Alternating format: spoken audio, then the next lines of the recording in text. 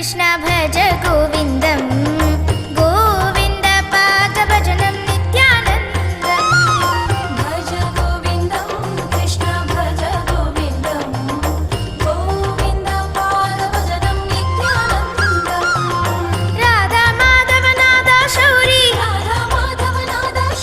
वरद श्री कृष्ण मुरारी राधा माधव नादा शौरी वरद श्री कृष्ण मुरारी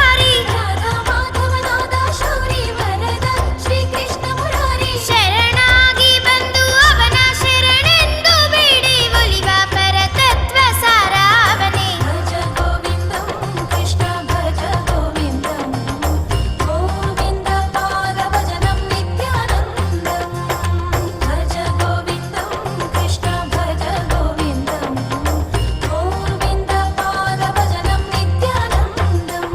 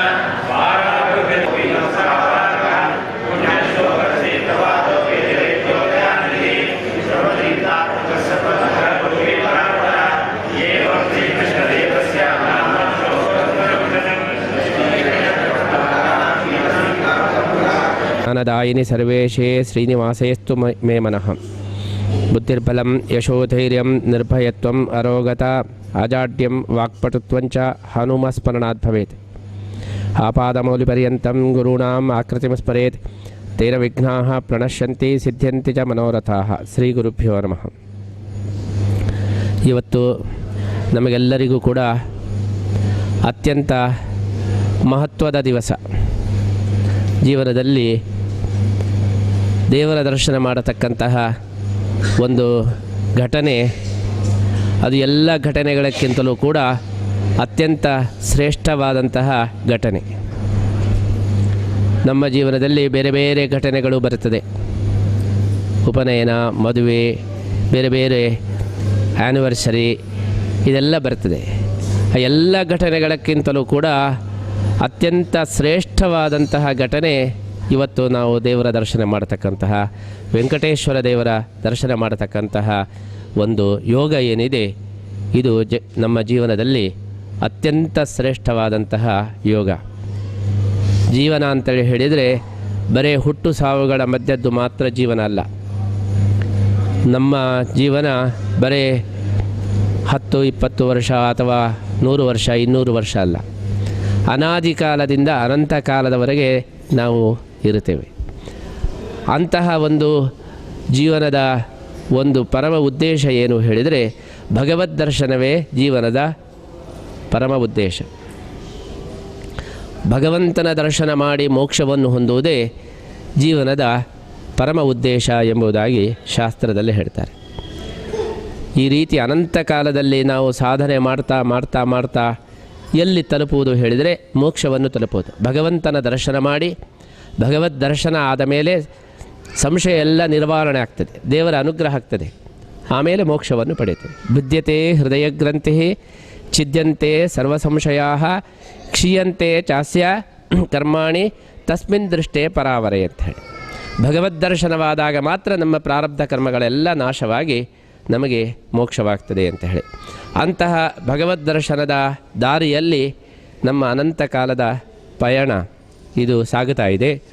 ಅಂತಹ ಒಂದು ಸಂದರ್ಭದಲ್ಲಿ ಇವತ್ತು ಭಗವಂತನ ವಿಶೇಷ ರೂಪದ ದರ್ಶನ, ವೆಂಕಟೇಶ್ವರ ರೂಪದ ದರ್ಶನ, ಅದು ಬಹಳ ವಿಶೇಷವಾದದ್ದು. ಭಗವಂತ ಎಲ್ಲ ಕಡೆ ಇದ್ದಾನೆ. ಎಲ್ಲ ಕಡೆ ಇದ್ದರೂ ಕೂಡ ಕೆಲವು ಕಡೆ ಮಾತ್ರ ಅನುಗ್ರಹ ಮಾಡತಕ್ಕದ್ದು. ಅನೇಕ ಜನರಿಗೆ ಪ್ರಶ್ನೆ ಇದೆ, ನಮ್ಮ ಮನೆಯಲ್ಲಿಯೂ ಶ್ರೀನಿವಾಸ ದೇವರೇ ಪೂಜೆ ಮಾಡ್ತೇವೆ ನಾವು, ಮನೆ ದೇವರು ವೆಂಕಟರಮಣ ದೇವರೇ ಇರ್ತಾರೆ, ಊರಿನಲ್ಲಿಯೂ ವೆಂಕಟರಮಣ ದೇವಸ್ಥಾನ ಇರ್ತದೆ, ಅಲ್ಲಿಗೆ ಹೋಗೋದು ಬಿಟ್ಟು ತಿರುಪತಿಗೆ ಬಂದು ಯಾಕೆ ದೇವರ ದರ್ಶನ ಮಾಡಬೇಕು ಹೇಳಿದರೆ, ಎಲ್ಲ ದೇವರು ಒಂದೇ. ಮನೆಯಲ್ಲಿರತಕ್ಕಂತಹ ಶ್ರೀನಿವಾಸ ದೇವರಾಗಲಿ, ಊರಿನಲ್ಲಿರತಕ್ಕಂತಹ ವೆಂಕಟರಮಣ ದೇವರಾಗಲಿ, ತಿರುಪತಿಯಲ್ಲಿರತಕ್ಕಂತಹ ಶ್ರೀನಿವಾಸ ದೇವರಾಗಲಿ ಎಲ್ಲ ಒಂದೇ. ಆದರೂ ನಾವು ಮನೆಗೆ ಬಾಗಿಲು ಹಾಕಿ ಬಂದು ಊರನ್ನು ಬಿಟ್ಟು ಇಲ್ಲಿ ಬಂದು ದರ್ಶನ ಮಾಡ್ತೇವೆ. ಉದ್ದೇಶ ಏನು ಹೇಳಿದರೆ, ಭಗವಂತ ಒಂದೇ ಆದರೂ ಕೂಡ ಭಗವಂತನ ಸನ್ನಿಧಾನ ಎಂಬುದು ವ್ಯತ್ಯಾಸ ಇದೆ. ನಾವು ದೇವರ ದರ್ಶನ ಮಾಡೋದು ಅಂತೇಳಿ ಹೇಳಿದರೆ ದೇವರ ಸನ್ನಿಧಾನದ ದರ್ಶನ. ದೇವರಿಗೆ ನಾವು ಭಕ್ತಿಯನ್ನು ಎಲ್ಲಿ ಬೇಕಾದರೂ ಸಮರ್ಪಣೆ ಮಾಡ್ಬೋದು, ಭಗವಂತ ಎಲ್ಲ ಕಡೆ ಇದ್ದಾನೆ. ಆದರೆ ನಮ್ಮ ಬೇಡಿಕೆಯನ್ನು ಸಮರ್ಪಣೆ ಮಾಡಬೇಕಾದರೆ ನಿರ್ದಿಷ್ಟ ಜಾಗಕ್ಕೆ ಬಂದು ಮಾತ್ರ ಬೇಡಿಕೆಯನ್ನು ಸಮರ್ಪಣೆ ಮಾಡಬೇಕು. ಪ್ರೈಮ್ ಮಿನಿಸ್ಟರು ಎಲ್ಲ ಕಡೆ ಬರ್ತಾರೆ, ಅವರಿಗೆ ನೀವು ರೆಸ್ಪೆಕ್ಟ್ ಕೊಡಬೇಕಾದ್ರೆ ಎಲ್ಲಿ ಸಿಕ್ಕಿದಲ್ಲಿ ರೆಸ್ಪೆಕ್ಟ್ ಕೊಡ್ಬೋದು.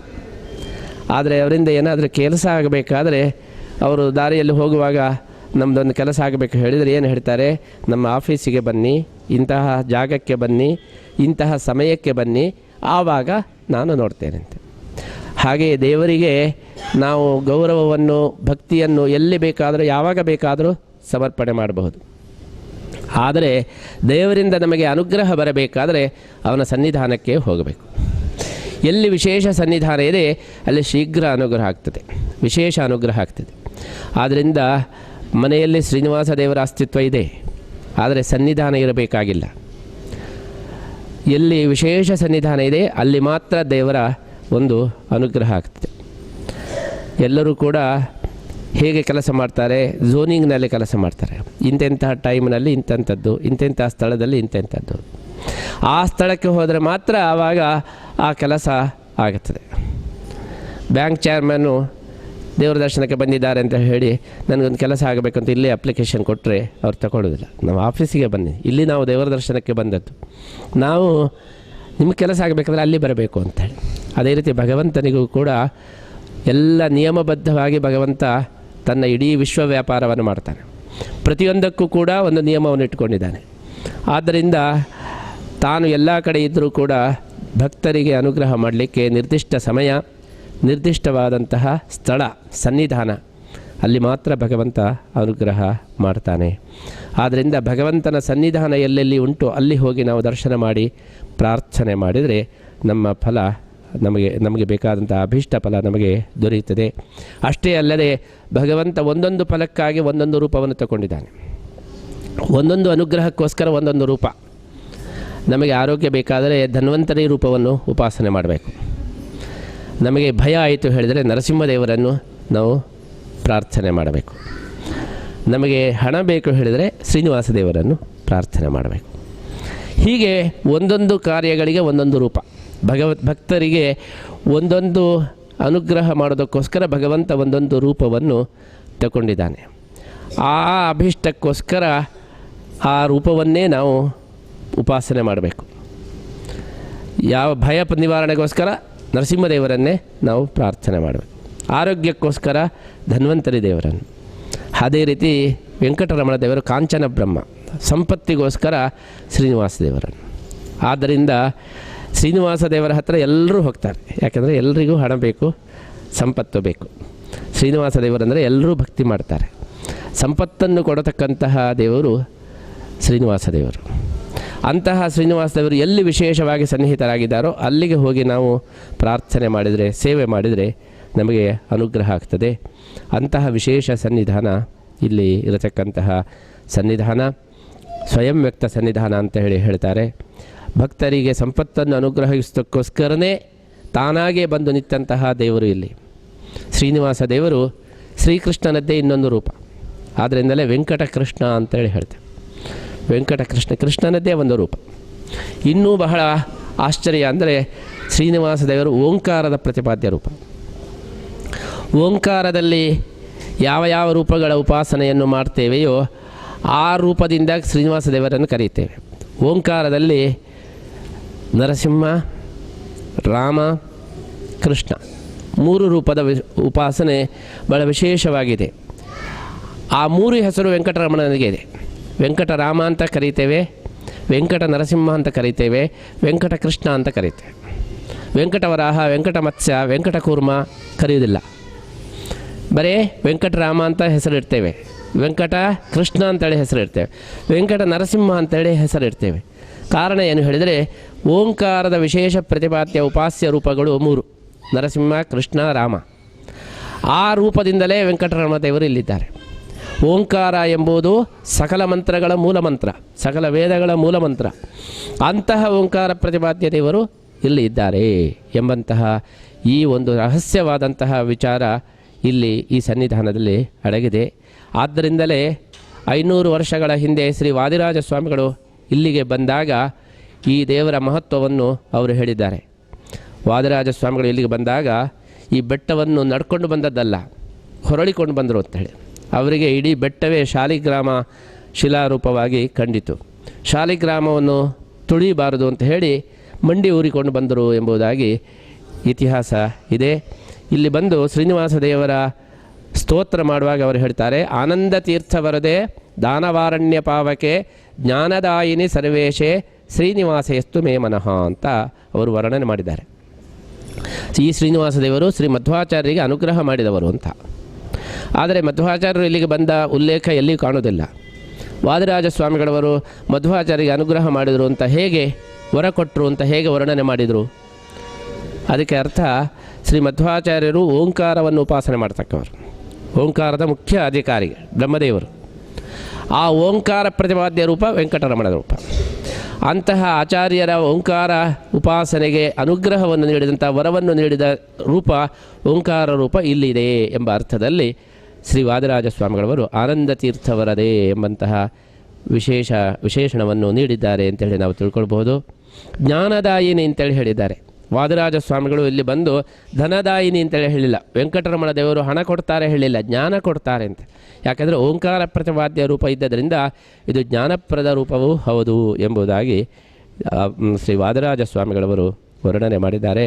ಎಲ್ಲ ಹರಿದಾಸರುಗಳು, ಎಲ್ಲ ಭಕ್ತರುಗಳು, ವಾದಿರಾಜ ಸ್ವಾಮಿಗಳವರು ದೊಡ್ಡ ದೊಡ್ಡ ಮಹಾ ಜ್ಞಾನಿಗಳೆಲ್ಲ ಬಂದು ಪೂಜೆ ಮಾಡಿದಂತಹ ಶ್ರೀ ವೆಂಕಟರಮಣ ದೇವರ ಒಂದು ವಿಶೇಷ ಸನ್ನಿಧಾನ ಇಲ್ಲಿ ಇದೆ. ವೆಂಕಟಕೃಷ್ಣ ದೇವರ ವಿಶೇಷ ಸನ್ನಿಧಾನ ಇಲ್ಲಿ ಇದೆ. ಅಂತಹ ಒಂದು ಸನ್ನಿಧಾನದ ದರ್ಶನದಿಂದ ಅಲ್ಲಿ ನಾವು ಏನೇನು ಪ್ರಾರ್ಥನೆ ಮಾಡ್ತೇವೆ ನಮಗೆ ವಿಶೇಷ ಅನುಗ್ರಹ ಆಗ್ತದೆ. ಕೋಟ್ಯಂತರ ಭಕ್ತರಿಗೆ ಆದಂತಹ ಅನುಭವ. ವೆಂಕಟರಮಣ ದೇವರ ದರ್ಶನ ಮಾಡಿ ಹೋದ ತಕ್ಷಣ ಅವರ ಶೇರ್ಸ್ ಎಲ್ಲ ಮೇಲೆ ಹೋಗೋದು, ಲ್ಯಾಂಡ್ ರೇಟ್ ಎಲ್ಲ ಮೇಲೆ ಹೋಗೋದು, ಈಕ್ವಿಟಿ ಎಲ್ಲ ಜಾಸ್ತಿ ಆಗೋದು, ಇದನ್ನೆಲ್ಲ ನಾವು ಪ್ರತ್ಯಕ್ಷವಾಗಿ ಅನೇಕ ಜನ ಭಕ್ತರು ಕಂಡಿದ್ದಾರೆ. ಅಂತಹ ಒಂದು ವೆಂಕಟರಮಣನ ದರ್ಶನದ ಒಂದು ಭಾಗ್ಯ ಇವತ್ತು ನಮ್ಮ ಜೊತೆಗೆ ನಿಮಗೆಲ್ಲರಿಗೂ ಕೂಡ ದೊರಕಿದೆ. ಇದು ಜೀವನದ ಒಂದು ಅತ್ಯಂತ ಒಂದು ಶ್ರೇಷ್ಠವಾದಂತಹ ಯೋಗ ಎಂಬುದಾಗಿ, ದೇವರ ಅನುಗ್ರಹ ಎಂಬುದಾಗಿ ನಾವು ತಿಳ್ಕೊಳ್ಬೇಕು. ನಾವು ದೇವರ ಅನುಗ್ರಹ ಹೇಗೆ ಅಂತೇಳಿ ಹೇಳಿದರೆ, ನಾವು ಹೋಗಿ ದೇವರನ್ನು ದರ್ಶನ ಮಾಡೋದು ದೊಡ್ಡ ವಿಚಾರ ಅಲ್ಲ, ನಾವು ದೇವಸ್ಥಾನಕ್ಕೆ ಹೋಗೋದು ದೊಡ್ಡ ವಿಚಾರ ಅಲ್ಲ. ಎಲ್ಲ ಭಕ್ತರು ಕೂಡ ಕಷ್ಟ ಬಂದ ತಕ್ಷಣ ನಾವು ದೇವಸ್ಥಾನಕ್ಕೆ ಓಡುವವರೇ. ಅನೇಕ ಸಲ ನಾನು ಹೇಳೋದುಂಟು, ದೇವಸ್ಥಾನದಲ್ಲಿ ಯಾರನ್ನಾದರೂ ನಾವು ನೋಡಿದರೆ ಮೊದಲ ಪ್ರಶ್ನೆ ಏನಂದರೆ, ನೀವು ಯಾಕೆ ಇಲ್ಲಿ ಬಂದಿರಿ ಅಂತ. ಅಂದರೆ ಏನು ಪ್ರಾಬ್ಲಮ್ ಇದೆ ಅಂತ ಹೇಳಿ. ಪ್ರಾಬ್ಲಮ್ ಬಂದರೆ ಎಲ್ಲರೂ ಕೂಡ ದೇವಸ್ಥಾನಕ್ಕೆ ಹೋಗಿಯೇ ಹೋಗ್ತಾರೆ. ಆದರೆ ಭಗವಂತ ನಮ್ಮನ್ನು ಕರೆದಿದ್ದಾನೆ ಹೇಳಿದರೆ ಅದು ದೊಡ್ಡ ವಿಚಾರ. ಆದ್ದರಿಂದ ನೀವು ಇವತ್ತು ವೆಂಕಟರಮಣ ದೇವರ ಇನ್ವಿಟೇಷನ್ನ ಮೇಲೆ ಹೋಗ್ತಾ ಇದ್ದೀರಿ. ನಿಮಗೆ ಸ್ಪೆಷಲ್ ದರ್ಶನ ಕೊಡಿಸ್ತೇನೆ ಅಂತ ಹೇಳಿ ವೆಂಕಟರಮಣ ದೇವರು ನಮ್ಮ ಮುಖಾಂತರ ನಿಮಗೆ ಆಮಂತ್ರಣವನ್ನು ಕಳುಹಿಸಿದ್ದಾರೆ. ಆದ್ದರಿಂದ ಅದು ದೊಡ್ಡ ಯೋಗ ಎಂಬುದಾಗಿ ನಾವು ಭಾವನೆ ಮಾಡಬೇಕು. ಅಂತಹ ಒಂದು ದೊಡ್ಡ ಯೋಗವನ್ನು ನಾವು ಉಪಯೋಗ ಮಾಡಿಕೊಳ್ಬೇಕು. ಆ ದೇವರ ಹತ್ತಿರ ಹೋದಾಗ ದೊಡ್ಡ ಒಂದು ಸಂದರ್ಭ ಬಂದಾಗ ನಾವು ಏನು ಕೇಳಬೇಕು ಹೇಳಿದರೆ ದೊಡ್ಡದ್ದನ್ನು ಕೇಳಬೇಕು. ಕೋಟ್ಯಾಧೀಶರ ಹತ್ರ ಹೋದಿ ನನಗೊಂದು 10 ರೂಪಾಯಿ ಕೊಡ್ತೀರಾ ಅಂತೇಳಿ ಹೇಳಿದರೆ ಅದು ಬಹಳ ಒಂದು ಅಲ್ಪತನ ಆಗ್ತದೆ. ಒಂದು ಕೋಟ್ಯಾಧೀಶರ ಹತ್ರ ಹೋಗಿ ಒಂದು 10 ಕೋಟಿ ಆದರೂ ಕೊಡಿ, 5 ಕೋಟಿ ಆದರೂ ಕೊಡಿ ಅಂತೇಳಿ ಹೇಳಬೇಕು. ಒಬ್ಬ ರಾಜನ ಹತ್ರ ಬಹಳ ಕಷ್ಟಪಟ್ಟು ಎಲ್ಲ ಇನ್ಫ್ಲೂಯೆನ್ಸ್ ಮಾಡಿ ಏನೋ ಮಾಡಿ ರಾಜನ ಹತ್ರ ಹೋದಂತೆ. ರಾಜನ ಹತ್ರ ಹೋಗಿ ರಾಜ ಕೇಳ್ತಾನೆ, ಏನು ಬಂದು ಏನು ಬೇಕು ಅಂತ. ಇಲ್ಲ, ನನಗೊಂದು ಬೀಡಿ ಬೇಕಿತ್ತು. ಅದಕ್ಕೆ ಒಂದು ಬೀಡಿಗೋಸ್ಕರ ರಾಜನ ಹತ್ರ ಬಂದಿರಬೇಕಾ? ಇಷ್ಟೆಲ್ಲ ಕಷ್ಟಪಡಬೇಕಾ? ಹಾಗೆಯೇ ದೇವರ ಹತ್ತಿರ ಹೋದಾಗ ನಾವು ದೊಡ್ಡದನ್ನು ಕೇಳಬೇಕು. ಯಾವ ವರದಿಂದ ನಮ್ಮ ಇಡೀ ಜೀವನವೇ ಉದ್ಧಾರ ಆಗ್ತದೋ ಅದನ್ನು ಕೇಳಬೇಕು. ಅದು ಬಿಟ್ಟು ಚಿಕ್ಕ ಚಿಕ್ಕದು ಏನೋ ಒಂದು ಅದು ಬೇಕು, ಪ್ರಮೋಷನ್ ಬೇಕು, ಅದು ಬೇಕು, ಇದು ಬೇಕು ಹೇಳಿದರೆ ಅದು ಅಲ್ಲಿಗೆ ಹೋಗಿಬಿಡುತ್ತೆ. ನಮ್ಮ ಆತ್ಮೋದ್ಧಾರ ಆಗಬೇಕು, ನಮ್ಮ ಇಡೀ ವಂಶೋದ್ಧಾರ ಆಗಬೇಕು, ನಮಗೆ ಒಳ್ಳೆಯ ಜ್ಞಾನ ಬರಬೇಕು, ಭಗವಂತನ ಅನುಗ್ರಹ ನಮಗೆ ನಿರಂತರ ಇರಬೇಕು ಎಂಬಂತಹ ದೊಡ್ಡದನ್ನು ನಾವು ಕೇಳಬೇಕು ಹೊರತು ಚಿಕ್ಕದನ್ನು ಕೇಳಲಿಕ್ಕೆ ನಾವು ಹೋಗಬಾರದು. ಆದ್ದರಿಂದ ಇವತ್ತು ವೆಂಕಟರಮಣ ದೇವರ ಒಂದು ದರ್ಶನವನ್ನು ಮಾಡುವಾಗ ನಾವು ಏನು ಕೇಳಬೇಕು ಎಂಬುದನ್ನು ಕೂಡ ಡಿಸೈಡ್ ಮಾಡಿರಬೇಕು. ಅದು ಸರಿಯಾಗಿ ಅಲ್ಲಿ ಹೋಗಿ ಏನೇನೋ ಪಪ್ಪೆ ಅಂತ ಹೇಳಿ ಕೇಳಿದರೆ ಅದು ವೇಸ್ಟ್ ಆಗ್ತದೆ. ಅದಕ್ಕೋಸ್ಕರ ನಾವು ಏನು ಕೇಳಬೇಕು? ಜ್ಞಾನ, ಭಕ್ತಿ, ವೈರಾಗ್ಯ, ಆತ್ಮೋದ್ಧಾರ, ನಮ್ಮ ಜೀವನವನ್ನೇ ಉದ್ಧಾರ, ಸ್ವರೂಪೋದ್ಧಾರವನ್ನು ಮಾಡು ಎಂಬುದಾಗಿ ನಾವು ಕೇಳಿದರೆ ಅದರಿಂದ ಎಲ್ಲ ಕೂಡ ಬರಲಿಕ್ಕೆ ಸಾಧ್ಯ ಇದೆ. ಅಂತಹ ಒಂದು ದೊಡ್ಡ ವರವನ್ನು ಆನಂದ ತೀರ್ಥರಿಗೆ ವರವನ್ನು ಕೊಟ್ಟಂತಹ ಶ್ರೀನಿವಾಸ ದೇವರ ಹತ್ರ ನಮ್ಮ ಜೀವನವೇ ಉದ್ಧಾರವಾಗಲಿ ಎಂಬಂತಹ ಈ ಒಂದು ವರವನ್ನು ನಾವು ಕೇಳಿ ಸಾರ್ಥಕರಾಗೋಣ. ಅಂತಹ ದರ್ಶನವನ್ನು ಮಾಡಿ ನಾವೆಲ್ಲರೂ ಕೂಡ ಕೃತಾರ್ಥರಾಗೋಣ ಎಂಬುದಾಗಿ ಸಂದರ್ಭದಲ್ಲಿ ನಾವು ಹಾರೈಸ್ತಾ, ನಮ್ಮ ವೆಂಕಟೇಶ ಭಟ್ಟರು ಅವರು ಒಂದು ಸೂಚನೆಯನ್ನು ಕೊಟ್ಟಿದ್ದಾರೆ. ವೆಂಕಟರಮಣ ದೇವರ ಹತ್ತಿರ ಬಂದಾಗ ಏನು ಕೇಳಬೇಕು ಎಂಬುದಕ್ಕೆ ಅವರು ಹೇಳಿದ್ದಾರೆ, ನಮ್ಮ ಬ್ರಾಹ್ಮಣ್ಯ ಅದು ನಶಿಸ್ತಾ ಇದೆ. ಬ್ರಾಹ್ಮಣ್ಯ ರಕ್ಷಣೆಗೋಸ್ಕರ ನಮಗೆಲ್ಲ ನಾವು ನಮ್ಮ ಮಕ್ಕಳಿಗೆ ಒಂದು ಒಳ್ಳೆಯ ವೈದಿಕ ಜ್ಞಾನವನ್ನು ಕೊಡತಕ್ಕಂತಹ ಅನುಗ್ರಹವನ್ನು ಮಾಡುವಂತ ನಾವು ಕೇಳಬೇಕು. ಇವತ್ತು ಬಹಳ ದೊಡ್ಡದಾದ ನಮ್ಮ ಸಮಾಜದಲ್ಲಿರತಕ್ಕಂತಹ ದೊಡ್ಡ ಸಮಸ್ಯೆ ಏನು ಹೇಳಿದರೆ, ಸ್ವಲ್ಪ ವಿಚಾರ ಮಾಡಿದರೆ, ಸ್ವಲ್ಪ ಚಿಂತನೆ ಮಾಡಿದರೆ ಇನ್ನೊಂದು 10-20 ವರ್ಷಗಳಲ್ಲಿ ಬ್ರಾಹ್ಮಣರ ಸಂಖ್ಯೆ ಕಡಿಮೆ ಆಗ್ತಾ ಇದೆ. ಬ್ರಾಹ್ಮಣರಲ್ಲಿಯೂ ಕೂಡ ವೇದವನ್ನು ಓದಿದವರು, ನಮ್ಮ ಶಾಸ್ತ್ರಗಳನ್ನು, ಸಂಪ್ರದಾಯಗಳನ್ನು ತಿಳಿದವರು ಅದೂ ಕಡಿಮೆ ಆಗ್ತಾ ಇದೆ. ಕಾರಣ ಏನು ಹೇಳಿದರೆ, ಒಂದು ದೊಡ್ಡ ಅನಾಹುತ ಆಗದ್ದೇನೆಂದರೆ, ಒಂದು 10-30 ವರ್ಷಗಳಿಂದ ಫ್ಯಾಮಿಲಿ ಪ್ಲ್ಯಾನಿಂಗ್ ಬರಲಿಕ್ಕೆ ಹೋಗಿ, ಸಂತಾನ ನಿಯಂತ್ರಣ ಒಂದು ಬರಲಿಕ್ಕೆ ಹೋಗಿ ಅದೊಂದು ಶಾಪವಾಗಿ ನಮ್ಮ ಬ್ರಾಹ್ಮಣರಲ್ಲಿ ಪರಿಣಾಮವಾಗಿದೆ. ಯಾಕೆಂದರೆ ಹಿಂದೆ ಆದರೆ 4-5 ಜನ ಮಕ್ಕಳು ಇದ್ದರು, 4-5 ಜನ ಗಂಡು ಮಕ್ಕಳಿದ್ದರು, ಒಬ್ಬರನ್ನಾದರೂ ಕೂಡ ನಾವು ವಿದ್ಯಾಪೀಠಕ್ಕೋ ವೈದಿಕ ಇದಕ್ಕೋ ನಾವು ಬಿಡ್ತಾ ಇದ್ದೇವೆ. ಈಗ ದುರದೃಷ್ಟವಶಾದ ಒಬ್ಬನೇ ಮಗ ಅಥವಾ ಒಬ್ಬನೇ ಮಗಳು, ಆ ಒಬ್ಬನ ಮಗನನ್ನು ನಾವು ವೈದಿಕಕ್ಕೆ ಕಳಿಸೋದಿಲ್ಲ, ಪೌರೋಹಿತ್ಯಕ್ಕೆ ಕಳಿಸೋದಿಲ್ಲ, ಯಾವುದಕ್ಕೂ ಕಳಿಸೋದಿಲ್ಲ, ನಾವು ಡಾಕ್ಟ್ರ್, ಇಂಜಿನಿಯರ್ ಮಾಡ್ತೇವೆ ಅಂತ ತಂದೆ ತಾಯಿಗಳು ನಿಶ್ಚಯ ಮಾಡ್ತಾರೆ ಹೊರತು ಈ ಕ್ಷೇತ್ರಕ್ಕೆ ಯಾರನ್ನೂ ಕಳಿಸೋದಿಲ್ಲ. ಯಾವ ತಂದೆ ಒಬ್ಬ ಮಗ ಇದ್ದಂತಹ ಅಥವಾ ಒಬ್ಬ ಮಗಳು ಇದ್ದಂತಹ ಕುಟುಂಬದವರು ನಮ್ಮ ವೈದಿಕ ಕ್ಷೇತ್ರಕ್ಕೆ ಒಬ್ಬರನ್ನು ಕೂಡ ಕಳಿಸೋದಿಲ್ಲ. ಹೀಗೆ ಆದರೆ ಮುಂದೆ ಒಂದು 10-20 ವರ್ಷದಲ್ಲಿ ಇದು ಜೀರೋ ಆಗಿ ಹೋಗ್ತದೆ. ಇಂತಹ ಒಂದು ಕ್ಷೇತ್ರದಲ್ಲಿ ಯಾರೂ ಇಲ್ಲ ಅಂಥೇಳಿ ಆಗುವ ಸಂಭವ ಇದೆ. ಅದಕ್ಕೋಸ್ಕರ ನಮ್ಮ ಎಲ್ಲ ಮಕ್ಕಳು, ಒಬ್ಬನೇ ಮಗ ಆಗಲಿ, ಅವನಿಗೆ ಲೌಕಿಕ ವಿದ್ಯೆಯ ಜೊತೆಗೆ ವೈದಿಕ ವಿದ್ಯೆಯನ್ನು ಕಲಿಸಬೇಕು. ಇದು ನಮ್ಮ ಯೋಜನೆ. ಅದಕ್ಕೋಸ್ಕರ ಈಗ ಪೂರ್ಣ ವೈದಿಕ ಇದಕ್ಕೆ ಕಳಿಸಿ ಹೇಳಿದರೆ ಸ್ವಾಮಿಗಳಿಗೆ ಪ್ರಾಕ್ಟಿಕಲ್ ನಾಲೆಜೇ ಇಲ್ಲ ಅಂತ ಹೇಳ್ತಾರೆ, ಮತ್ತು ನಮ್ಮ ಹತ್ರ ಬರುವುದನ್ನೇ ಬಿಟ್ಟುಬಿಡ್ತಾರೆ. ಅದಕ್ಕೋಸ್ಕರ ನಾವು ಏನು ಯೋಜನೆ ಮಾಡಿದ್ದೇವೆ, ಲೌಕಿಕ ವಿದ್ಯೆ ಎಲ್ಲ ಇರಲಿ, ಅದು ಬೇಡ ಅಂತೇಳಿ ನಾವು ಹೇಳೋದಿಲ್ಲ. ಆದರೆ ದಿನ 1 ಗಂಟೆ 2 ಗಂಟೆ ವೈದಿಕ ವಿದ್ಯೆಯನ್ನು ಕಲಿಸಿದರೆ ಮುಂದೆ ನಮ್ಮ ಒಂದು ಪರಂಪರೆ ಬ್ರಾಹ್ಮಣ್ಯ ಉಳಿಯಲಿಕ್ಕೆ ಸಾಧ್ಯ ಇದೆ. ಅದಕ್ಕೋಸ್ಕರ ಈ ವರ್ಷ ನಾವು ಒಂದು ಹೊಸ ವಿದ್ಯಾಪೀಠವನ್ನೇ ಪ್ರಾರಂಭ ಮಾಡಿದ್ದೇವೆ. ರೆಗ್ಯುಲರ್ ಸ್ಕೂಲಿಗೆ ಕಳಿಸಿಕೊಂಡು ನಮ್ಮ ಮಠದಲ್ಲಿ ಅವರಿಗೆ ಇಟ್ಟುಕೊಂಡು ಅವರು 4ನೇ ಕ್ಲಾಸ್ನಿಂದ 10ನೇ ಕ್ಲಾಸ್ ತನಕ ಎಲ್ಲ ಬೇಸಿಕ್ ಯಾವುದು ವೈದಿಕವಾದಂತಹ ಸ್ತೋತ್ರಗಳು, ಗೀತೆಗಳು ಇದನ್ನೆಲ್ಲ ಕಳಿಸ್ತೇವೆ. ಆಮೇಲೆ 10ನೇ ಕ್ಲಾಸ್ ನಂತರ ಅವರು ಡಾಕ್ಟ್ರು, ಇಂಜಿನಿಯರು ಆಗೋದಾದರೂ ಆಗ್ಬೋದು, ಅಥವಾ ಮತ್ತೆ 6 ವರ್ಷ ಓದಿ ಇದೇ ವೈದಿಕ ಕ್ಷೇತ್ರದಲ್ಲಿಯೂ ಕೂಡ ಮುಂದುವರಿಯಬಹುದು. ಈ ತರಹ ಒಂದು ಯೋಜನೆಯನ್ನು ಮಾಡಿ ನಾವು ವಿದ್ಯಾಪೀಠವನ್ನು ಈಗಾಗಲೇ ಪ್ರಾರಂಭ ಮಾಡಿದ್ದೇವೆ. ನೀವೆಲ್ಲರೂ ಕೂಡ ಇದಕ್ಕೆ ಬ್ರಾಹ್ಮಣರನ್ನೇ ನಾವು ನಿರೀಕ್ಷೆ ಮಾಡಿದ್ದೇವೆ. ಬ್ರಾಹ್ಮಣರ ಮಕ್ಕಳು ಕಳಿಸಲಿಲ್ಲ ಹೇಳಿದರೆ ನಾವೇನು ಮಾಡಲಿಕ್ಕೆ ಸಾಧ್ಯ ಇಲ್ಲ. ಆದ್ದರಿಂದ ನೀವು ಮನಸ್ಸು ಮಾಡಬೇಕು, ನಿಮ್ಮ ಮಕ್ಕಳನ್ನು, ಚಿಕ್ಕ ಮಕ್ಕಳನ್ನು ನಮ್ಮ ವಿದ್ಯಾಪೀಠಕ್ಕೆ ಕಳುಹಿಸಿ ನಮ್ಮ ಒಂದು ಸಂಪ್ರದಾಯ, ನಮ್ಮ ಬ್ರಾಹ್ಮಣ್ಯ ಇದು ಉಳಿಯುವ ಹಾಗೆ ಮಾಡಬೇಕು. ಬೇರೆ ಏನಾದರೂ ಇದ್ದರೆ ನಾವು ಮಾಡ್ಬೋದು, ಹಣ ಕಾಲ ಸಂಗ್ರಹ ಮಾಡ್ಬೋದು. ಆದರೆ ಮಕ್ಕಳೇ ಸಿಗಲಿಲ್ಲ ಅಂದರೆ ಹೇಳಿ ನಾವೇನು ಮಾಡಲಿಕ್ಕೂ ಸಾಧ್ಯ ಇಲ್ಲ. ವಿದ್ಯಾಪೀಠ ಎಷ್ಟು ದೊಡ್ಡದು ಮಾಡ್ಬೋದು, ಆದರೆ ಒಬ್ಬ ವಿದ್ಯಾರ್ಥಿಯು ಬರಲಿಲ್ಲ ಹೇಳಿದರೆ ನಾವೇನು ಮಾಡಲಿಕ್ಕೂ ಸಾಧ್ಯ ಇಲ್ಲ. ಅದಕ್ಕೋಸ್ಕರ ನಾವು ಈ ಕ್ಷೇತ್ರಕ್ಕೆ ಬಂದಾಗ ಬಹಳ ಮುಖ್ಯವಾದಂತಹ, ಬಹಳ ಒಂದು ಪ್ರಮುಖವಾದಂತಹ ಈ ಒಂದು ಸಂಕಲ್ಪವನ್ನು ನಾವು ಮಾಡಬೇಕು. ದೇವರ ಎದುರಿನಲ್ಲಿ ನಾವೆಲ್ಲರೂ ಕೂಡ ಒಂದು ಬ್ರಾಹ್ಮಣ್ಯ ರಕ್ಷಣೆಗೋಸ್ಕರ ನಮ್ಮ ಪ್ರಯತ್ನವನ್ನು ಮಾಡಿ ನಮ್ಮ ಮಕ್ಕಳಿಗೆ ವೈದಿಕ ಲೌಕಿಕ ಎರಡೂ ವಿದ್ಯೆಯನ್ನು ನಾವು ಕಲಿಸಿಕೊಡತಕ್ಕಂತಹ ಒಂದು ಸಂಕಲ್ಪವನ್ನು ಮಾಡಬೇಕು. ಅದರ ಜೊತೆಗೆ ನಾವು ಈಗಾಗಲೇ ದೊಡ್ಡವರಾದವರಿಗೂ ಕೂಡ ವೈದಿಕ ವಿದ್ಯೆಯದ್ದು ನಮ್ಮ ಬೆಂಗಳೂರು ಮಠದಲ್ಲಿ ಈ ಬೇರೆ ಬೇರೆ ಪ್ರೊಫೆಷನಲ್ಲಿ ಇದ್ದವರಿಗೂ ಕೂಡ ನಾವು ಜೊತೆಗೆ ಸಾಯಂಕಾಲದ ಹೊತ್ತಿಗೆ ವೀಕೆಂಡಿನಲ್ಲಿ ಈ ವೈದಿಕ ವಿದ್ಯೆಯನ್ನು ಕಲಿಸ್ತಕ್ಕಂಥ ಒಂದು ಯೋಜನೆಯನ್ನು ಕೂಡ ನಾವು ಮಾಡಿದ್ದೇವೆ. ಅದರಲ್ಲಿ ಕೂಡ ನೀವು ಸೇರಬೇಕು. ಇದೆಲ್ಲ ಆಗಬೇಕಾದ್ರೆ ನೀವು ಎಲ್ಲ ಧಾರ್ಮಿಕ ಪ್ರವಚನಕ್ಕೆಲ್ಲ ಬರಬೇಕು. ನಮ್ಮ ವೆಂಕಟೇಶ್ ಭಟ್ರು ಹೇಳ್ತಾ ಇದ್ದಾರೆ, ಎಲ್ಲ ಈ ದೇವರ ದರ್ಶನಕ್ಕೆಲ್ಲ ಬರ್ತಾರೆ, ಆದರೆ ದೇವರ ಬಗ್ಗೆ ಮಹಿಮೆಯನ್ನು ಹೇಳ್ತೇವೆ, ಪ್ರವಚನ ಮಾಡ್ತೇವೆ ಅಂದರೆ ಯಾರೂ ಬರುವುದಿಲ್ಲ. ಹಾಗಾಗಬಾರದು. ದೇವರ ಮಹಿಮೆಯನ್ನು ತಿಳ್ಕೊಳ್ಬೇಕು, ದೇವರ ದರ್ಶನಕ್ಕೂ ಬರಬೇಕು. ಎಲ್ಲ ಪ್ರವಚನಗಳು, ಒಳ್ಳೆಯ ಉಪನ್ಯಾಸಗಳು, ಈ ವಿಚಾರಗಳಿಗೆ ನೀವೆಲ್ಲರೂ ಕೂಡ ಬಂದು ಅದರ ಉಪಯೋಗವನ್ನು ಪಡೆಯಬೇಕು ಎಂಬಂಥ ಸಂಕಲ್ಪವನ್ನು ಕೂಡ ಈ ದೊಡ್ಡ ಕ್ಷೇತ್ರದಲ್ಲಿ ನೀವೆಲ್ಲರೂ ಕೂಡ ಮಾಡಬೇಕು ಅಂತೇಳಿ ಈ ಸಂದರ್ಭದಲ್ಲಿ ಹೇಳ್ತಾ, ಆ ಶ್ರೀನಿವಾಸ ದೇವರ, ವೆಂಕಟರಮಣ ದೇವರ ಅನುಗ್ರಹ ನಮಗೆಲ್ಲರಿಗೂ ಕೂಡ ಆಗಲಿ. ಶ್ರೀನಿವಾಸ ದೇವರು ಬೆಟ್ಟದ ಮೇಲೆ ಬಂದು ಕೂತಿದ್ದಾನಂತೆ. ವಾದರಾಜ ಸ್ವಾಮಿಗಳವರು ಹೇಳ್ತಾರೆ, ಬೆಟ್ಟದ ಮೇಲೆ ಬಂದು ಕೂತದ್ದು ಯಾಕೆ ಅಂತೇಳಿ ಹೇಳಿದರೆ ಎಲ್ಲರೂ ಕಾಣಬೇಕು ಅಂತ.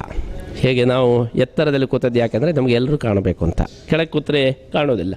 ಅದೇ ರೀತಿ ಶ್ರೀನಿವಾಸ ದೇವರ ಒಂದು ಇಚ್ಛೆ ಏನು ಹೇಳಿದರೆ, ಆದಷ್ಟು ಜಾಸ್ತಿ ಜನರಿಗೆ ನಾನು ಅನುಗ್ರಹ ಮಾಡಬೇಕು ಅಂತ. ಅದಕ್ಕೋಸ್ಕರ ಬೆಟ್ಟದ ಮೇಲೆ ಬಂದು ವಿಶ್ವತಶ್ಚಕ್ಷುಹು ಎಂಬುದಾಗಿ ಶ್ರೀನಿವಾಸ ದೇವರನ್ನು ವರ್ಣನೆ ಮಾಡ್ತಾರೆ. ಅಂತಹ ಶ್ರೀನಿವಾಸ ದೇವರ ದರ್ಶನ ಮಾಡಿ ನಾವೆಲ್ಲರೂ ಕೂಡ ಕೃತಾರ್ಥರಾಗೋಣ ಅಂತ ಹೇಳಿ ಈ ಸಂದರ್ಭದಲ್ಲಿ ಹೇಳ್ತಾ ನಮ್ಮ ಮಾತನ್ನು ಮುಗಿಸ್ತಾ ಇದ್ದೇವೆ.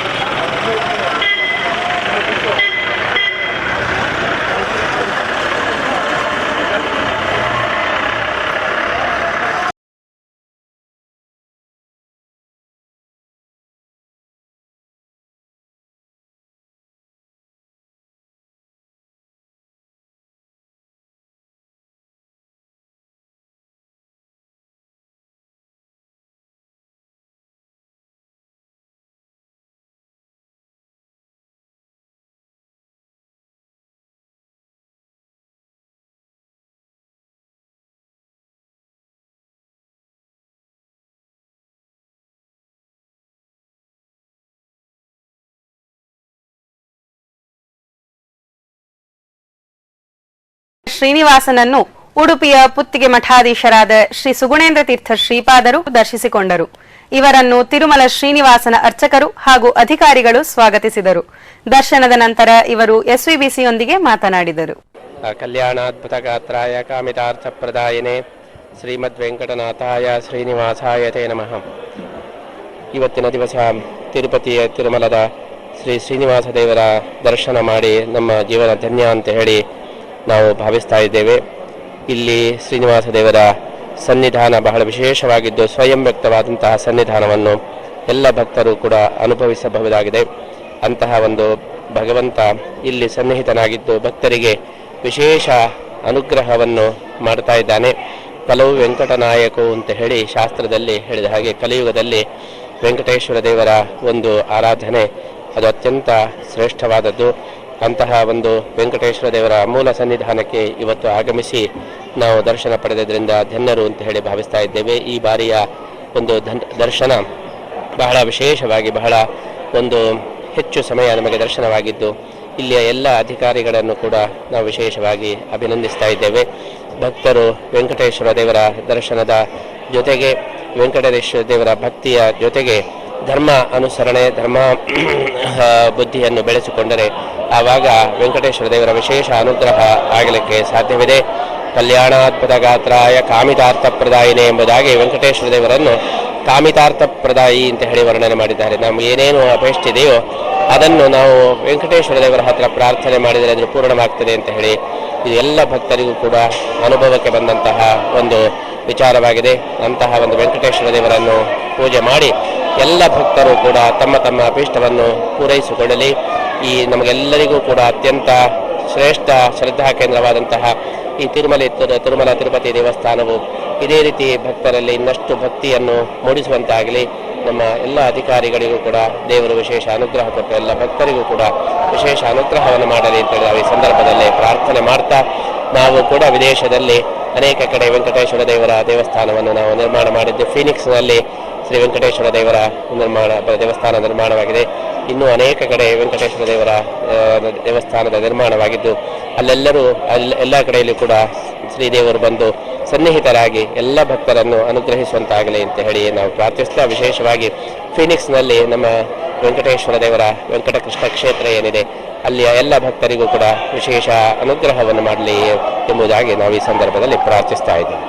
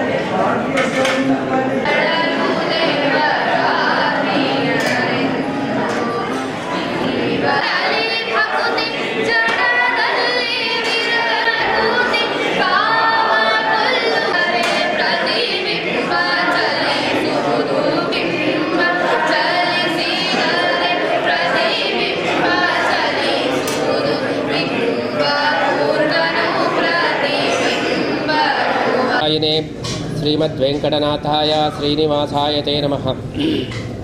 व्यासाय भवनाशाय श्रीशाय गुणराशये हृद्याय शुद्धविद्याय मध्वाय च नमो नमः। बुद्धिर्बलं यशोधैर्यं निर्भयत्वम् अरोगता अजाड्यं वाक्पटुत्वं च हनुमस्मरणात् भवेत्।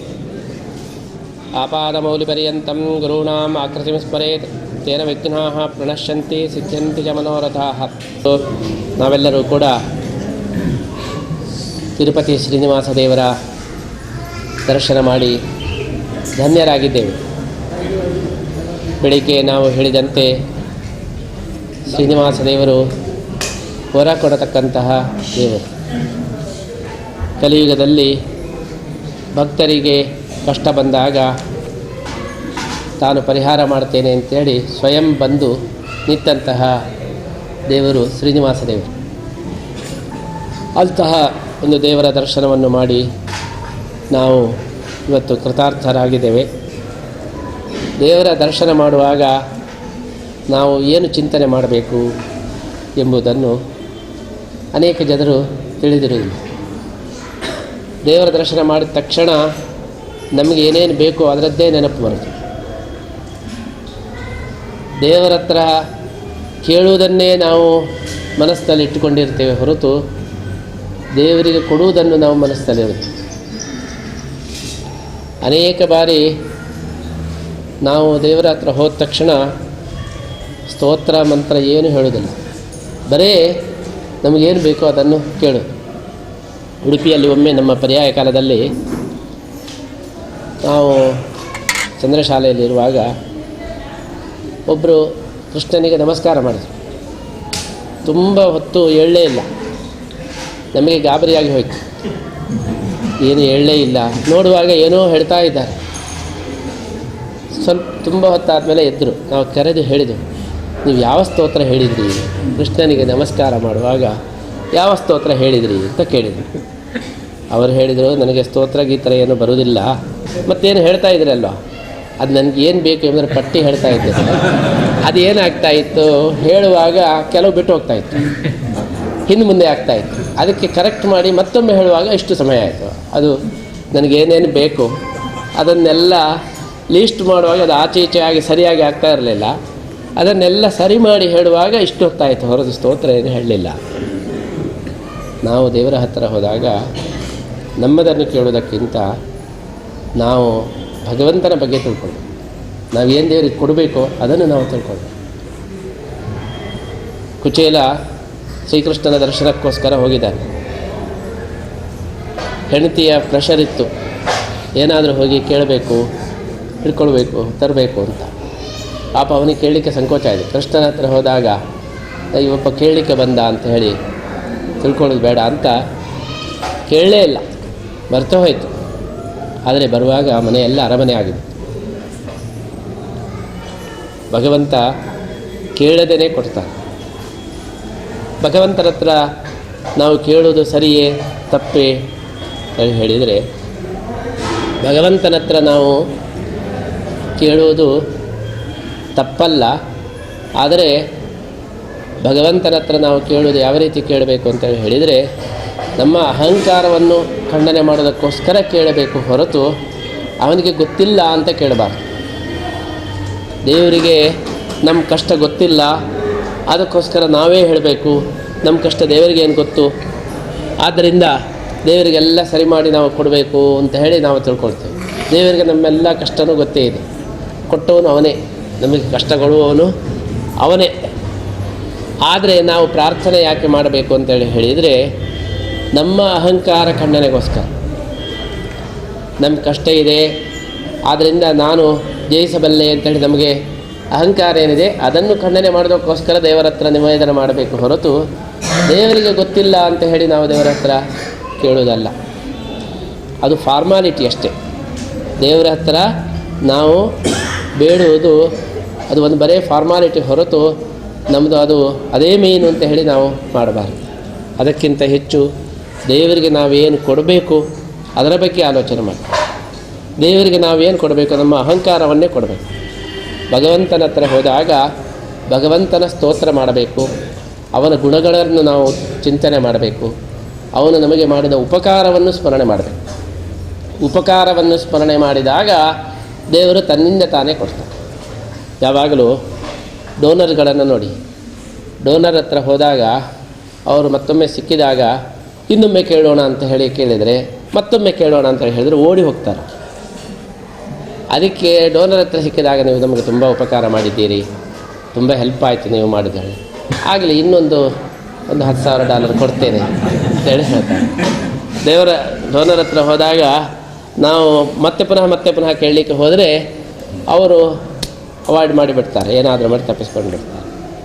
ಅದು ಬಿಟ್ಟು ಹಿಂದೆ ಮಾಡಿದ ಉಪಕಾರ, ಇವರಿಗೆಲ್ಲ ನೆನಪಿದೆ, ನಾವು ಇಷ್ಟೆಲ್ಲ ಮಾಡಿದ್ದು ನೆನಪಿದೆ, ಆಗಲಿ ಇನ್ನು ಬೇಕಾದರೆ ಹೇಳಿ, ಏನು ಸಂಕೋಚ ಮಾಡಬೇಡಿ ಅಂತ ಹೇಳಿ ಮತ್ತೆ ಪುನಃ ಕೊಡ್ತಾರೆ. ಹಾಗೆ ಭಗವಂತನ ಹತ್ರ ಹೋದಾಗ ನಾವೇನು ಮಾಡಬೇಕು ಹೇಳಿದ್ರೆ, ನಮಗೆ ಮಾಡಿದ ಉಪಕಾರವನ್ನು ನಾವು ಸ್ಮರಣೆ ಮಾಡಬೇಕು.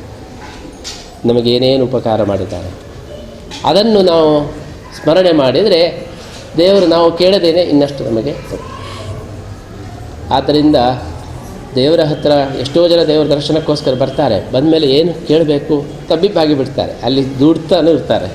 ಅಷ್ಟರೊಳಗಡೆ ಏನು ಕೇಳೋದು ಎಂಬುದು ಗೊತ್ತಾಗೋದು. ಅದಕ್ಕೋಸ್ಕರ ನಾವು ಹೋಗೋದಕ್ಕೆ ಮೊದಲು ನಾವು ಆಲೋಚನೆ ಮಾಡಬೇಕು, ದೇವರ ಹತ್ತಿರ ನಾವು ಉಪಕಾರದ ಸ್ಮರಣೆಯನ್ನು ಮಾಡಬೇಕು, ಭಗವಂತ ಕೊಟ್ಟಂತಹ ಅನುಗ್ರಹದ ಸ್ಮರಣೆಯನ್ನು ಮಾಡಬೇಕು. ದೇವರು ನಮಗೆ ಏನು ಅನುಗ್ರಹನೇ ಮಾಡಲಿಲ್ಲ, ಏನು ಸ್ಮರಣೆ ಮಾಡೋದು ಅಂತ ಎಷ್ಟೋ ಜನ ಕೇಳ್ತಾರೆ. ಆದರೆ ಮನುಷ್ಯ ವಿಚಾರ ಮಾಡಿದರೆ ನಮಗೆ ಮಾಡಿದಷ್ಟು ಅನುಗ್ರಹ ಬೇರೆ ಯಾರಿಗೂ ಮಾಡಿ. ಈ ಭೂಮಿಯಲ್ಲಿ ಒಬ್ಬ ಮನುಷ್ಯನಾಗಿ ಹುಟ್ಟುವುದಕ್ಕಿಂತ ದೊಡ್ಡದು ಏನೂ ಇಲ್ಲ. ಯಾಕೆಂದರೆ 84 ಲಕ್ಷ ಯೋನಿಗಳಲ್ಲಿ ಜೀವರಾಶಿ ಇರತಕ್ಕಂತಹ ಎಲ್ಲ ಜೀವರಾಶಿಗಳು ಕೇಳ್ತಾ ಇರ್ತಾರಂತೆ, ನಮಗೇನು ಬೇಡ, ಒಂದು 10 ನಿಮಿಷ ಒಬ್ಬ ಮನುಷ್ಯನಾಗಿ ಹುಟ್ಟಿದರೆ ಸಾಕು ಅಂತ. ಎಷ್ಟು ಸಾವಿರ ವರ್ಷಗಳಿಂದ ಕೇಳ್ತಾ ಇರ್ತಾರೆ, ನಮಗೆ ಒಮ್ಮೆ ಮನುಷ್ಯನಾಗುವ ಚಾನ್ಸ್ ಕೊಡಿ. ಆದರೆ ಚಾನ್ಸ್ ಸಿಕ್ಕಿದವರು ಏನು ಮಾಡ್ತಾರೆ? ಏನಲ್ಲ. ಆದ್ದರಿಂದ ನಾವು ಮಾಡತಕ್ಕಂತಹ ದೊಡ್ಡ ತಪ್ಪು ಏನಂದರೆ ದೇವರು ಮಾಡಿದಂಥ ಉಪಕಾರದ ಬಗ್ಗೆ ಸ್ಮರಣೆನೇ ಮಾಡೋದು. ತಪ್ಪು ಮಾಡಿದೆ ಆದರೆ ಒಳ್ಳೆಯದಾದದ್ದನ್ನು ಎಂದೂ ಸ್ಮರಣೆ ಮಾಡೋದು.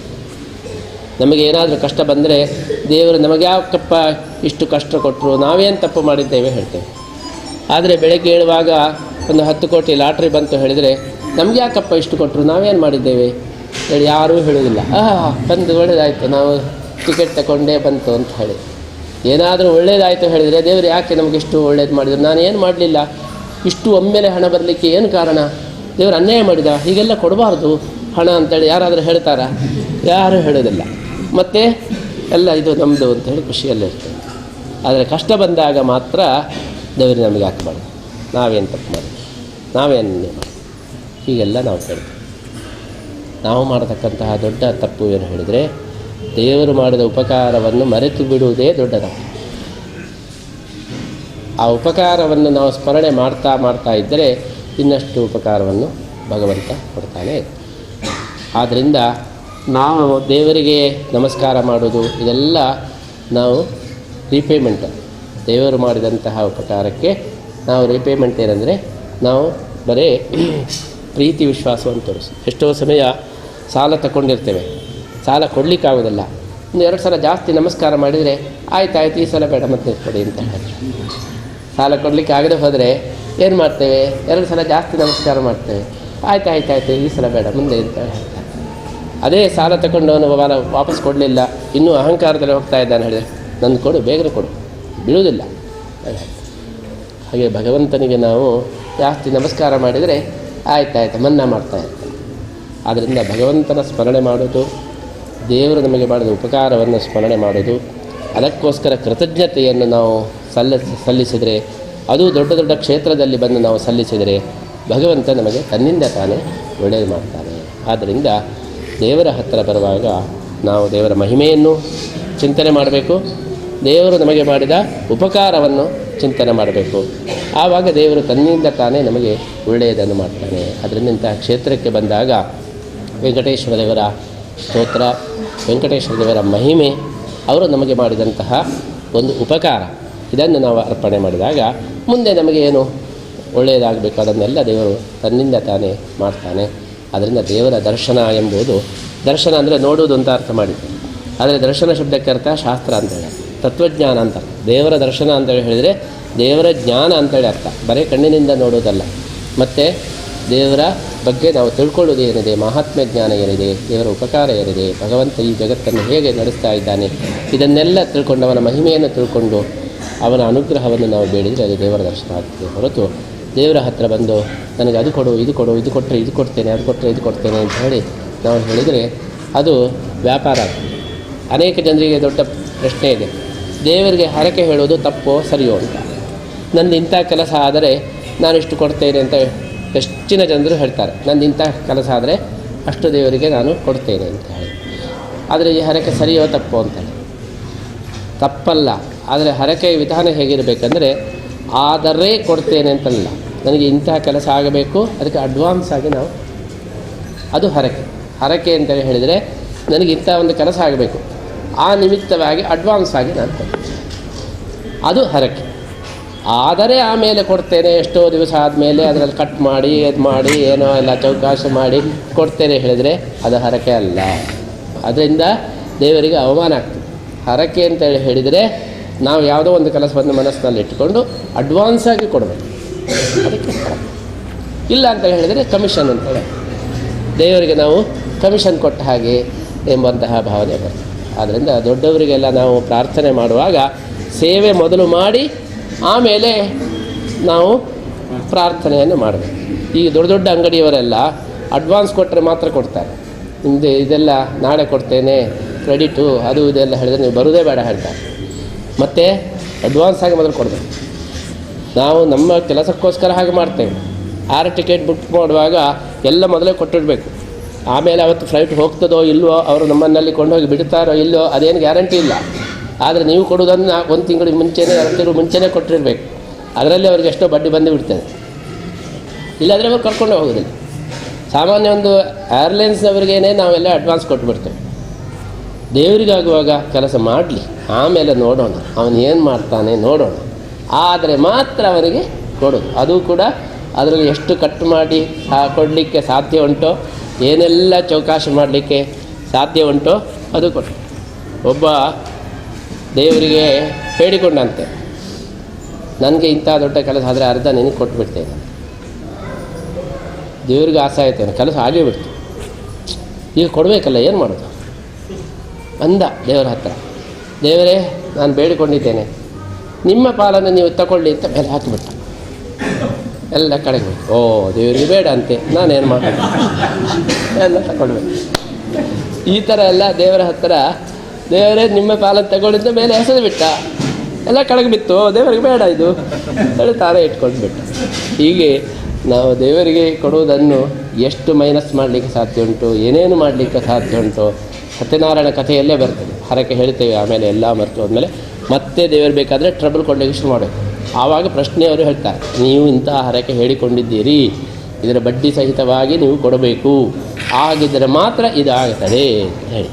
ದೇವರ ಉಪದ್ರವ ಕೊಡೋದು ಯಾಕೆ ಅಂತ ಹೇಳಿದರೆ ಜ್ಞಾಪನ ಮಾಡಬೇಕಷ್ಟೆ. ನಮಗೆ ಕಷ್ಟ ಬರಲಿಕ್ಕೆ ಕಾರಣ ಏನು ಹೇಳಿದರೆ, ನಾವೇನೋ ತಪ್ಪು ಮಾಡಿದ್ದೇವೆ, ಮರೆತಿದ್ದೇವೆ, ಅದಕ್ಕೆ ಕಷ್ಟದ ಮುಖ. ದೇವರೇ ಬಂದು ಫೋನ್ ಮಾಡಿ ನೀನು ಇಂಥ ತಪ್ಪು ಮಾಡಿದ್ದು ಅಂತ ಹೇಳೋದಿಲ್ಲ. ಮತ್ತು ಮೆಲ್ಲ ಕಷ್ಟದಲ್ಲಿ ಒಂದೊಂದೇ ಕಷ್ಟ ಬರ್ತದೆ. ಆಮೇಲೆ ಪ್ರಶ್ನೆಯವರ ಹತ್ರ ಹೋಗ್ತಾರೆ, ಆಮೇಲೆ ಗೊತ್ತಾಗ್ತದೆ ಓ ಹೀಗೆ ಮಾಡಿದ್ದಾನೆ, ಅದಕ್ಕೋಸ್ಕರ ಹೀಗೆ, ಆಮೇಲೆ ಸರಿ ಮಾಡ್ತಾರೆ. ಬುದ್ಧಿವಂತರು ಏನು ಮಾಡ್ತಾರೆ, ನೋಟಿಸ್ ಬರೋದಕ್ಕೆ ಮೊದಲೇ ಕಟ್ಟಿಬಿಡ್ತಾರೆ. ಹೀಗೆ ರೆಡ್ ನೋಟಿಸು ಅದು ನೋಟಿಸು ಎಲ್ಲ ಬಂದು ಆಮೇಲೆ ಕಟ್ಟೋದಕ್ಕಿಂತ ಮೊದಲೇ ಕಟ್ಟಿಬಿಟ್ರೆ ಬಡ್ಡಿ ಆದರೂ ಉಳಿದು ಬಿಡ್ತದೆ. ಆದ್ದರಿಂದ ಭಗವಂತನಿಗೆ ನಾವು ಕೊಡುವುದನ್ನು ಮೊದಲು ಕೊಟ್ಟು ಬಿಡಬೇಕು. ನಾವು ಏನು ಸಂಕಲ್ಪ ಮಾಡ್ತೇವೆ ಅದನ್ನು ಮೊದಲು ಕೊಟ್ಟು ಬಿಡಬೇಕು. ಆಮೇಲೆ ಅದರಲ್ಲಿ ಚೌಕಾಸಿ ಮಾಡಿ ಹಾಗೆ ಮಾಡಿ ಹೀಗೆ ಮಾಡಿ ಹಾಗೆ ಕೊಡ್ತೇವೆ ಅಂತೇಳಿ ಹೇಳಿದರೆ, ಮತ್ತು ಕೆಲವರು ಹೇಳ್ತಾರೆ ದೇವರಿಗೆ ಅಷ್ಟಿದೆ, ನಮ್ಮ ಹಣ ಇಟ್ಕೊಂಡು ಏನು ಮಾಡೋದು ಅವನು, ನಮ್ಮದು ಏನು ಅವನಿಗೆ ಉಪಯೋಗ, ಬೇಕಾದಷ್ಟು ಇದೆ, ನಮ್ಮದು ಒಂದು ಆಗಬೇಕು ಅವನಿಗೆ. ಇದೆಲ್ಲ ಕೆಲಸ ಆದಮೇಲೆ ಎಲ್ಲ ವಾದಗಳು ನಮಗೆ ಪ್ರಾರಂಭ ಆಗ್ತದೆ. ದೇವರಿಗೆ ಯಾಕೆ ಕೊಡಬೇಕು ಹೀಗೆಲ್ಲ. ನಾವು ಬ್ಯಾಂಕಿನಲ್ಲಿ ಸಾಲ ತಗೊಂಡ ಮೇಲೆ ನಿಮ್ಗೆ ಯಾಕೆ ಕೊಡಬೇಕು, ನಿಮ್ಗೆ ಬೇಕಾದಷ್ಟು ಹಣ ಇಲ್ವಾ, ನಮ್ಮ ಹಣ ಇಟ್ಕೊಂಡು ಏನು ಮಾಡ್ತೀರಿ ನೀವು ಹೇಳಿಕೊಟ್ರೆ, ಇನ್ನೊಮ್ಮೆ ಲೋನಿಗೆ ಬಂದಾಗ ಇಲ್ಲ, ಎಲ್ಲ ಬ್ಯಾಂಕಿಗೂ ತಿಳಿಸಿಬಿಡ್ತಾರೆ ಇವನಿಗೆ ಲೋನ ಕೊಡಬೇಡಿ, ಇವನು ಒಳ್ಳೆಯವನಲ್ಲ. ಅದೇ ರೀತಿ ಭಗವಂತನಿಗೂ ಕೂಡ ನಾವು ಏನಾದರೂ ಕೇಳುವುದಿದ್ದರೆ ನಾವು ಮೊದಲು ಅವತ್ತು ದೇವರಿಗೆ ಸೇವೆ ಮಾಡಿ ಆಮೇಲೆ ನಾವು ಮಾಡ್ತೀವಿ.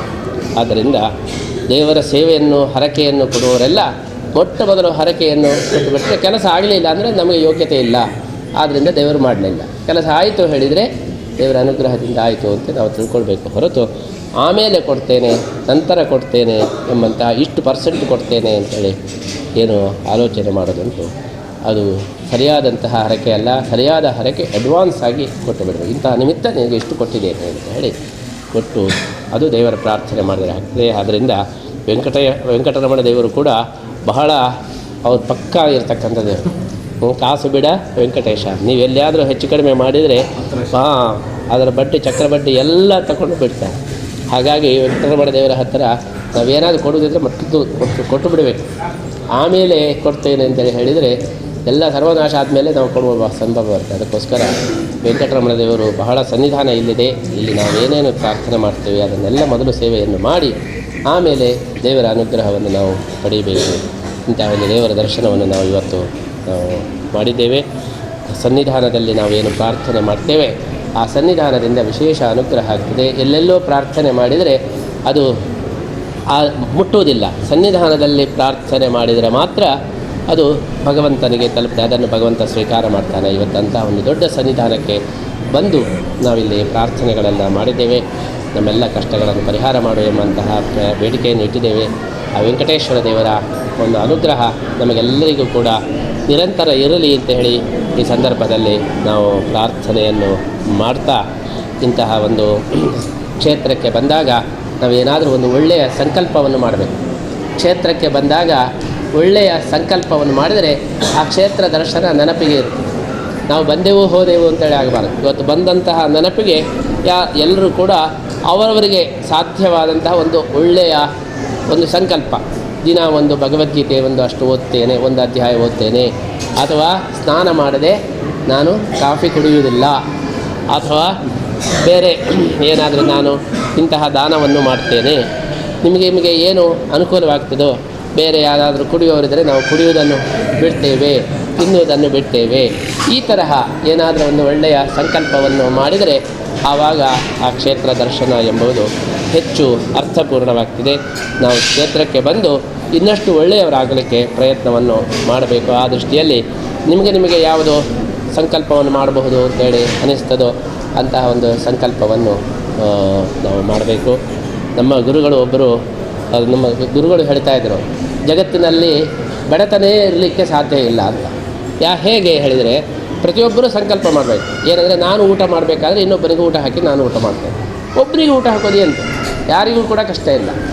ಆದರೆ ಅದರಿಂದ ಅನವಸ್ಥಾ ಬರ್ತದೆ. ಯಾಕಂದರೆ ಇನ್ನೊಬ್ಬ ಸಿಗಬೇಕಲ್ಲ, ಅವ್ರು ಸಿಗಬೇಕು. ಹೀಗೆ ಆದರೆ ನಾವೊಂದು ದಾನ ಮಾಡ್ತೇವೆ ಇನ್ನೊಬ್ಬರ ಊಟಕ್ಕೋಸ್ಕರ ಅಥವಾ ಇನ್ನೊಬ್ಬನಿಗೋಸ್ಕರ ನಾವೇನಾದರೂ ತೆಗೆದಿಡ್ತೇವೆ ಎಂಬಂಥ ಇಂತಹ ಸಂಕಲ್ಪವನ್ನು ಮಾಡಿದರೆ ಆವಾಗ ಜೀವನ ಸಾರ್ಥಕವಾಗ್ತದೆ. ನಿಮಗೆಲ್ಲ ಸಾಧ್ಯವಾದಂತಹ ಒಂದು ಒಳ್ಳೆಯ ಸಂಕಲ್ಪವನ್ನು, ಒಳ್ಳೆಯ ಒಂದು ನಿಯಮವನ್ನು ಈ ಕ್ಷೇತ್ರದಲ್ಲಿ ನೀವು ಸ್ವೀಕಾರ ಮಾಡಿದರೆ ನಿಮಗೆ ಯಾವಾಗಲೂ ಕೂಡ ತಿರುಪತಿ ಹೋಗಿ ಬಂದ ನೆನಪು ಕೂಡ ಇರುತ್ತದೆ. ತಿರುಪತಿ ದೇವರ ಅನುಗ್ರಹವೂ ಆಗ್ತದೆ. ಆ ಮೂಲಕ ಆ ವೆಂಕಟೇಶ್ವರ ದೇವರ ಅನುಗ್ರಹ ನಿಮಗೆ ನಿರಂತರ ಆಗಲಿ ಅಂತ ಹೇಳಿ ನಾವು ಹೇಳುತ್ತಾ, ಬೆಳಿಗ್ಗೆ ದಿವಸ ನಾವು ಹೇಳಿದಂತಹ ಇದು ನಿಮ್ಮ ಮಕ್ಕಳನ್ನು ನಾವು